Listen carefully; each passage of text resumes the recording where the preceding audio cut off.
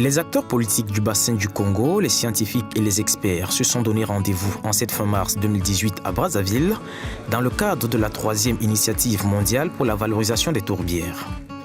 Au menu des discussions, les questions de préservation de l'environnement, mais aussi la nécessité pour la communauté internationale de réfléchir aux mécanismes de compensation au bénéfice des États et des communautés locales.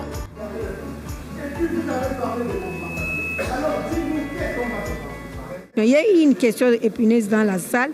On parle de conservation, on n'a pas parlé des autres aspects qui concernent la tourbière.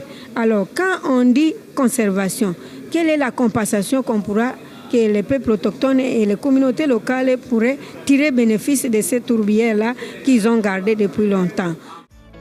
En février 2017, des chercheurs de l'université de Leeds en Grande-Bretagne ont révélé l'existence de la plus grande tourbière tropicale au monde entre la République du Congo et la RDC.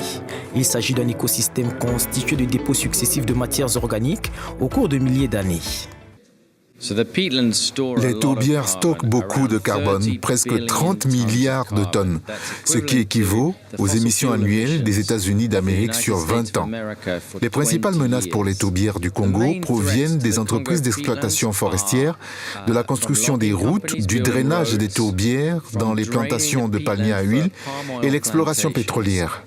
Toutes ces trois choses sont prévues dans la région, mais n'ont pas encore été mises en exploitation.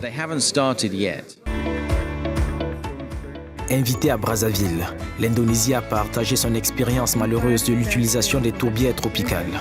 Le pays a vu 2,4 millions d'hectares de cet écosystème partir en fumée en 2015 après un assèchement par des plantations industrielles de palmiers à huile. Un désastre que les experts voudraient éviter dans le bassin du Congo.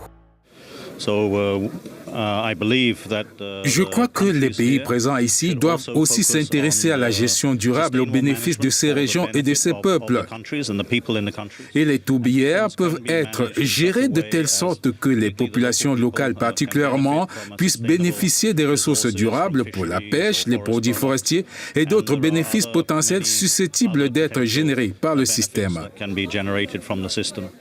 La rencontre de Brazzaville a surtout été une rencontre technique qui a permis aux partenaires de se faire une idée plus précise de la problématique des tourbières pour les pays du bassin du Congo. À présent, ces pays du bassin du Congo, notamment la République démocratique du Congo et la République du Congo, s'attendent à des actions concrètes de la part de la communauté internationale, des actions concrètes qui permettront de préserver cet écosystème si fragile et si important pour l'équilibre écologique mondial, mais également riche en matières premières, au bénéfice des économies nationales. On ne peut pas aujourd'hui nous reprocher d'attendre des compensations, parce que j'entends ici et là, on dit oui, ces Africains attendent les compensations. Ce n'est pas les Africains, c'est les pays du Sud qui sont les moins pollueurs, qui ont fait toutes les différentes COP et qui voient bien que tous les squelettes qui se construisent, il n'y a pas une très bonne prise en compte des questions de préservation, de compensation, d'atténuation et d'adaptation pour les peuples du Sud. La valorisation des tourbières s'inscrit dans la ligne des objectifs du Fonds bleu, un fonds destiné à mobiliser des ressources au profit de la gestion durable des forêts du bassin du Congo. Le prochain sommet de cette initiative est prévu à Brazzaville le 24 avril prochain.